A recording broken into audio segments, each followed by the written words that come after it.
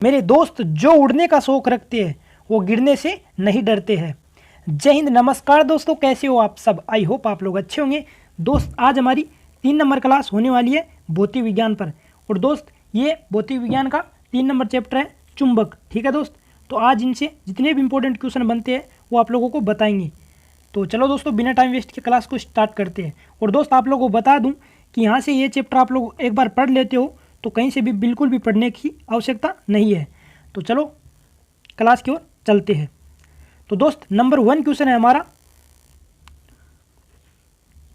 एक स्थिति के चुंबक हमेशा दर्शाती है। तो कौन चुंबक के जो दर्शाती है वो दर्शाती है उत्तर और उत्तर तथा दक्षिण, उत्तर उत्तर और तथा दक्षिण। ठीक है, अगला क्वेश्चन है हमारा,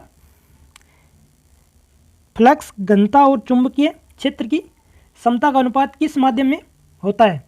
तो उसकी पारंगम्यता। अगला क्वेश्चन है, एक सेकंड दोस्त, चुंबकीय सुई किस तरह से संकेत करती है। तो किस तरफ संकेत करती है, हमेशा उत्तर दिशा को संकेत करती है। कंपास की भी सुई इसी पर आधारित होती है। अगला क्वेश्चन है, ट्रांसफॉर्म का सिद्धांत आधारित है। तो विद्युत की चुंबकीय प्रेरणा के सिद्धांत पर आधारित है। जो ट्रांसफॉर होता है, जो विद्युत के काम में आता है वो ट्रांसफॉर है ये। ठीक है, अगला क्वेश्चन है हमारा, अगले पर चलते हैं। ट्रांसफॉर्म क्या है। तो एसी वोल्टेज को घटाने और बढ़ाने का काम करता है जो ट्रांसफॉर्म होता है वो। अगला क्वेश्चन है, विद्युत धारा का चुंबकीय प्रभाव सर्वप्रथम अवलोकित किया गया। तो ये ओरेस्टेड द्वारा जो अवलोकित किया गया। अगला है, ध्रुव पर नमन कोण का मान क्या होता है। तो ये 90 डिग्री होता है। दोस्त आर्मी में या फिर किसी भी एग्जाम के अंदर सामान्य विज्ञान पूछा जाता है तो आप लोगों के लिए इतने इंपॉर्टेंट क्वेश्चन है कि दोस्त पूछो मत, क्योंकि यहाँ से एक क्वेश्चन या 2 क्वेश्चन तो बनते ही रहते हैं। और चैप्टर वाइज मैं आप लोगों को प्रोवाइड करता हूँ और इन सब चैप्टरों की हमारी प्लेलिस्ट बनी हुई है। आप लोग जाके उस प्लेलिस्ट से आसानी से क्लास को ले सकते हो। चलते हैं अगले क्वेश्चन पर। और अगला क्वेश्चन है दोस्त हमारा, एक सेकेंड, अगला है, मुक्त रूप से लटकी चुंबकीय सुई का अक्ष भौगोलिक अक्ष के साथ कोण बनाता है। तो ये 18 डिग्री कोण बनाता है। मुक्त रूप से निलंबित चुंबकीय सुई किस दिशा में टिकती है। तो ये उत्तर दक्षिण दिशा में टिकती है। अगला है, चुंबकीय कंपास की सुई किस ओर इंगित करती है। तो ये चुंबकीय उत्तर व चुंबकीय दक्षिण की ओर इंगित करती है। अगले क्वेश्चन पर चलते हैं दोस्त, और ये मोस्ट इंपॉर्टेंट क्वेश्चन है सभी एग्जाम के लिए जहां पर आप लोगों को विज्ञान पूछा जाता है, यानी कि साइंस पूछा जाता है। अगला क्वेश्चन है हमारा, चुंबकीय पदार्थ जैसे लोहा, निकेल, कोबाल्ट आदि को आकर्षित करते हैं, वे प्रतिकर्षित करते भी कर सकते हैं। तो ये प्रति चुंबकीय पदार्थ करते हैं। अगला क्वेश्चन है हमारा, विषुवतीय रेखा पर नति कोण का मान। तो ये 0 डिग्री होता है जो विषुवतीय रेखा पर नति कोण का मान। अगला, एक समान चुंबकीय क्षेत्र में बल रेखाएं होती है एक समान से के समांतर, एक दूसरे के समांतर, एक दूसरे के समांतर। अगला है, तांबा क्या है। तो तांबा विद्युत का अचुंबकीय है। अगले क्वेश्चन पर चलते हैं दोस्त, अगला है हमारा, चुंबकीय यामतोर और भौगोलिक यामतोर के बीच के कोण को कहते हैं। तो ये चुंबकीय दिक्पात कहते हैं। एक स्वतंत्र रूप से लटका हुआ चुंबकीय सदैव ठहरता है तो वह उत्तर दक्षिण दिशा में ठहरता है। अगला है हमारा, डायनेमो विद्युत जनित्र, जो मोटर होती है छोटी वाली डीसी मोटर, उसके अंदर जो डायनेमो लगा था उसी का नाम है ये।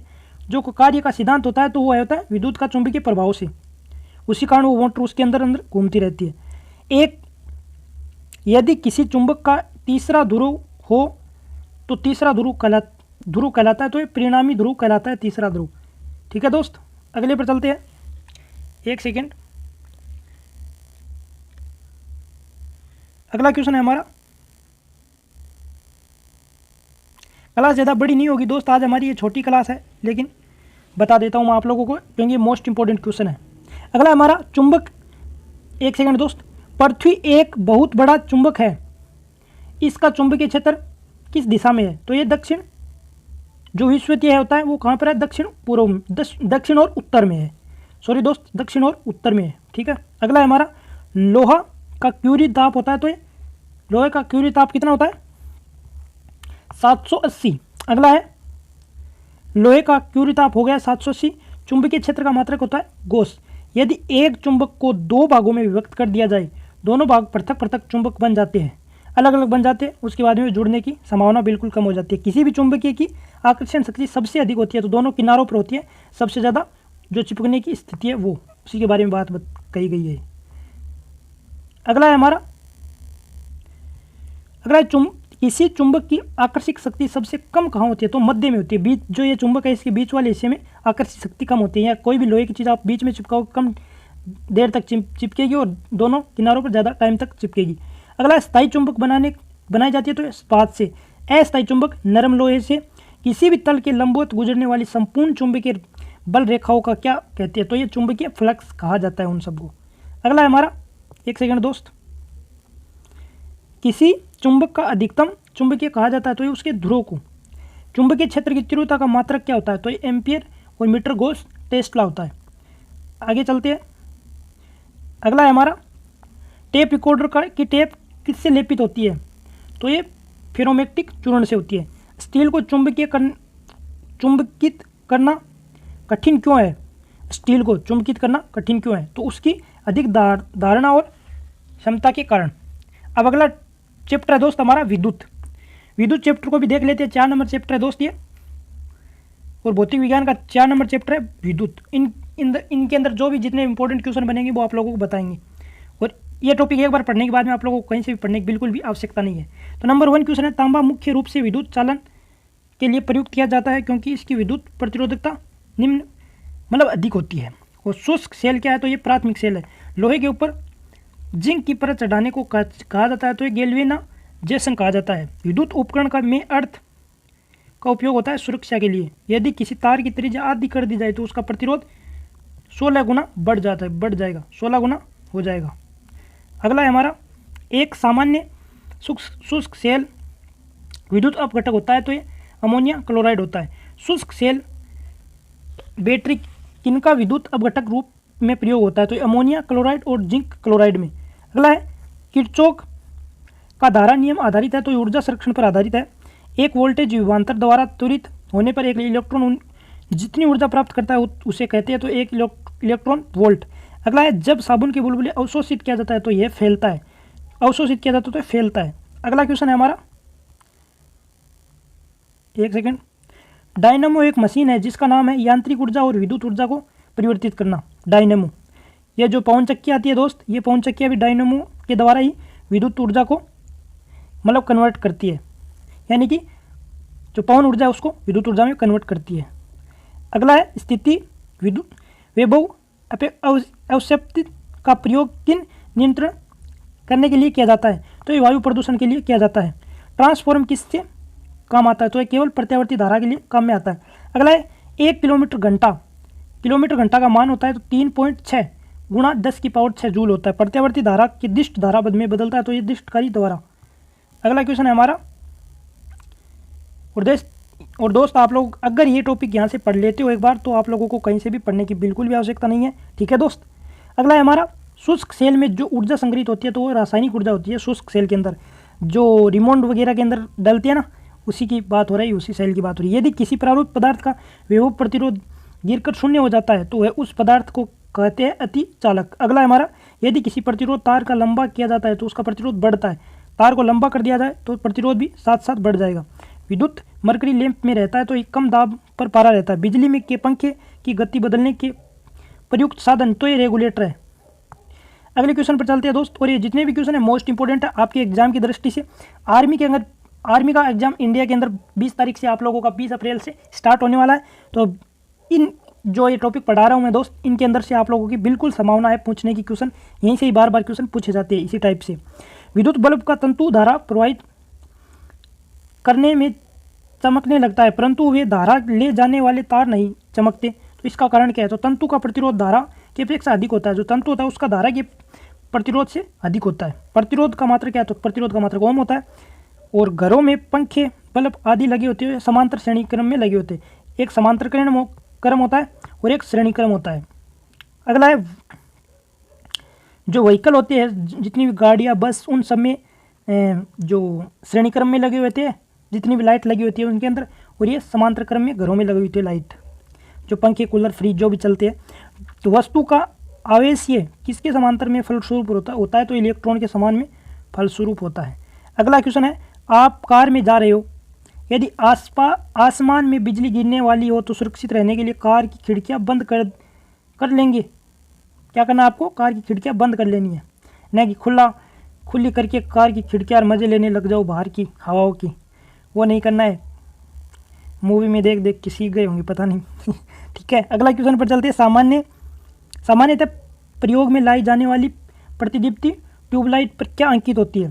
तो ये 6500 के अंकित होती है। अगला है मानव शरीर शुष्क के प्रतिरोध का जो परिणाम कोटि होता है क्या होता है? तो 10⁶ ओम। अगला है हमारा विद्युत उत्पन्न करने के लिए कौन सी धातु का प्रयोग किया जाता है? सॉरी दोस्तों, कौन सी धातु का प्रयोग किया जाता है? तो यूरेनियम का उपयोग किया जाता है विद्युत उत्पन्न करने के लिए, यूरेनियम का। अगला क्वेश्चन है दोस्त हमारा, माइका है, तो माइका ऊष्मा और विद्युत दोनों का कुचालक है। माइका जलते हुए विद्युत बल्ब के तंतु का तार का सामान्य होता है, तो ताप पूछा है तो यहाँ पर 3000 से 3500 सेल्सियस होता है, और वास्तव में इतना होता है दोस्त। एम्पियर क्या मापने काम आता है? तो विद्युत धारा एम्पियर का मापने काम आता है। एक कृत्रिम उपग्रह के विद्युत ऊर्जा का स्रोत होता है तो सौर बैटरी। विद्युत ऊर्जा को यांत्रिक ऊर्जा में बदलने के प्रयुक्त होता है विद्युत मोटर। विद्युत ऊर्जा को यांत्रिक ऊर्जा में बदलने के लिए विद्युत मोटर, जो घर में फैन लगे हुए थे गर्मियों के अंदर हम लोग चलाते हैं, जो टेबल फैन होता है उसी की बात हो रही है यहाँ पर। अगला है रासायनिक ऊर्जा को विद्युत ऊर्जा में रूपांतरित करता है तो इलेक्ट्रॉनिक्स द्वारा। अगला क्वेश्चन पर चलते हैं दोस्त।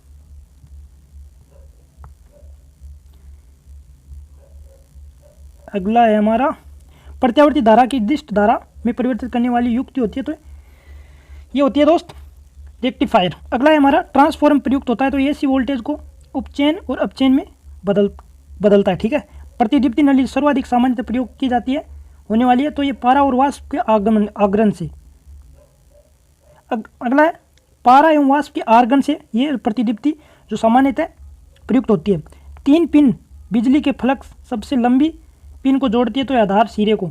जो दोस्त आप लोगों को पता होगा कि इस तरह से बिजली का जो बोर्ड आता है उसके अंदर जो हमारा उसके अंदर कुछ इस तरीके से 3 पिन आती है, तो ये क्या इस बीच वाली पिन की बात हो रही है। तो बीच वाली पिन क्या काम आती है? तो आधार के सिरे को जोड़ती है, जो अर्थिंग बनाती है। ठीक है, जिससे कोई भी दुर्घटना होने की बिल्कुल भी चांस नहीं बनता है। अगला है 2 विद्युत आवेशों के बीच लगने वाली बल्ब में संबंधित होता है, तो कूलॉम का नियम होता है। ट्यूबलाइट में वे ऊर्जा का लगभग कितना भाग प्रकाश में परिवर्तित होता है? तो ये 60 से 70%। समान आवेग में होता है तो विकर्षण होता है। तड़ित चालक का आविष्कार किसने किया था? तो बेंजामिन फ्रैंकलिन ने किया था, जो तड़ित चालक की आविष्कार किया था। तड़ित चालक बनाए जाते हैं तो तांबे के तड़ित चालक बनाए जाते हैं, जिससे वजन को इधर से उधर किया जाता है। अगला है हमारा दोस्त, अब दोस्त इन सब के अंदर क्वेश्चन आ गए, तो क्वेश्चन आप लोग जल्द से जल्द देख लो, मोस्ट इंपॉर्टेंट है। एक मकान में 2 बल्ब लगे हुए हैं, उसके एक दूसरे के अधिक प्रकाश देता है, तो निम्न में से कौन सा कथन सही होगा? तो कम प्रकाश वाले बल्ब की रजिस्ट्रेशन अधिक होगी। अगला क्वेश्चन है डायनेमो में परिवर्तित करता है, तो डायनेमो क्या परिवर्तित करता है? तो यांत्रिक ऊर्जा को विद्युत ऊर्जा में परिवर्तित करता है डायनेमो, यानी कि पवन चक्की। डायनेमो का कार्य क्या है? तो डायनेमो का यांत्रिक ऊर्जा को विद्युत ऊर्जा में बदलना डायनेमो का कार्य है। अगला क्वेश्चन है विद्युत ऊर्जा का यांत्रिक ऊर्जा में बदलने की युक्ति कहलाती है, तो ये क्या कहलाती है? विद्युत मोटर। ठीक है, अगला क्वेश्चन है बिजली के बल्ब में तंतु बना होता है, तो बिजली के बल्ब में तंतु बना होता है तो किसका बना होता है? ये टंगस्टन का बना होता है। जो बल्ब होता है उसके अंदर जो जलने वाला फिलामेंट होता है उसी की बात हो रही है। अगला क्वेश्चन है हमारा एक फ्यूज तार का उपयोग किसके लिए होता है? तो ये अत्यधिक धारा प्रवाह के समय विद्युत परिपथ को तोड़ने के काम में के लिए होता है। अगला क्वेश्चन है दोस्त हमारे, अगला क्वेश्चन किधर गया? आ गया। सर्वाधिक विद्युत चालक वाला तत्व कौन सा है? सर्वाधिक विद्युत चांदी के अंदर होती है, और दूसरा है हमारा तांबा। अगला क्वेश्चन निम्नलिखित में से कौन सा विद्युत का अच्छा सुचालक है? अच्छा कौन सा है दोस्त? ये चांदी। यही क्वेश्चन दोस्त बार बार पूछे जाते हैं और कोई ज़्यादा नहीं आता है। ठीक है, आप लोग 1-2 बार अच्छे से देख लोगे तो कर दोगे आसानी से, मुझे पक्का विश्वास है। प्रत्यावर्ती धारा को दिष्ट धारा में परिवर्तित करने वाली युक्ति कहती है, तो क्या कहती है उसको कहते हैं रेक्टिफायर।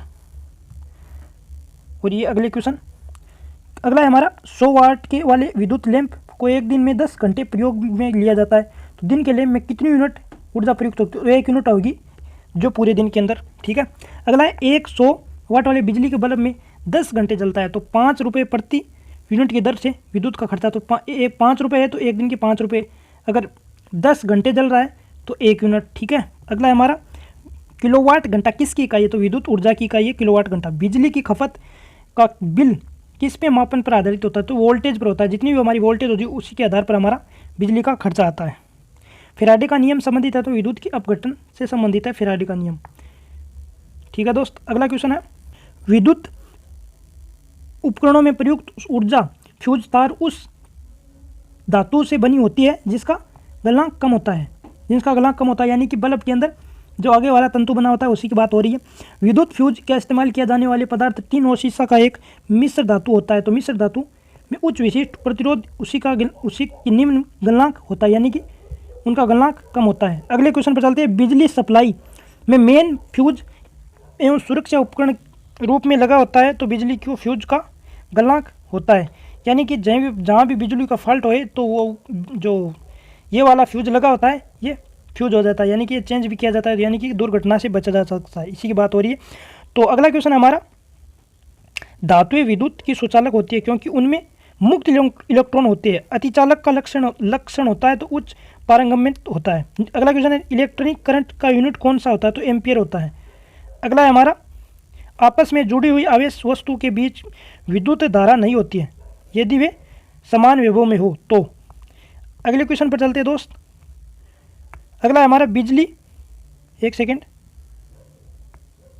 बिजली के बल्ब के फिलामेंट किस तत्व के बने होते हैं? तो ये टंगस्टन के बल्ब होता है। बल्ब के अंदर जलने वाला फिलामेंट होता है, उसी की बात हो रही है। जो अंदर वाला जलने वाला जो फिलामेंट है तो वो टंगस्टन का बना। तो बल्ब को तोड़ने पर तेज आवाज़ क्यों आती है?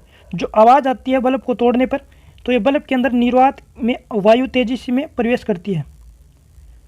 ठीक है, अब अगले क्वेश्चन पर चलते हैं। अगला है हमारा दोस्त, और अब ज़्यादा क्वेश्चन नहीं है, 3-4 क्वेश्चन और बचे हुए हैं। बिजली के बल्ब में हवा पूरी तरह से क्यों नहीं निकाल दी जाती है? टंगस्टन तंतु का उपचयन को रोकने के लिए जो हवा है पूरी तरह से निकाल दी जाती है। अगला क्वेश्चन है, एक विद्युत फ्यूज तार का उपयोग किया जाता है तो यह सर्किल के प्रवाह होने वाली अधिक होती है। अगला है हमारा,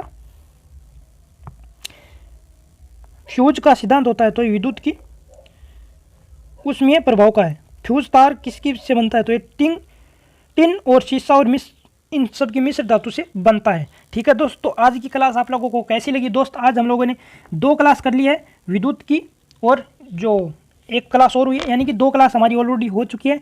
तो आज अगली क्लास हमारी होगी उष्मा पर। उष्मा से जितने भी मोस्ट इंपॉर्टेंट क्वेश्चन बनते हैं वो आप लोगों को प्रोवाइड कराएंगे। ठीक है दोस्त, तो आज के लिए इतना ही। ठीक है दोस्त, पढ़ाई करते रहना, बेस्ट ऑफ लक। और दोस्त, हमारे पढ़ाने का तरीका आप लोगों को अच्छा लगा तो चैनल को भी प्लीज़ दोस्तों सब्सक्राइब कर दो ना। ठीक है, अगर आपको अच्छा लगे है पढ़ाने का तरीका तो ही करना, वरना कोई ज़रूरत नहीं है। ठीक है दोस्त, thank you so much, best of luck, bye bye.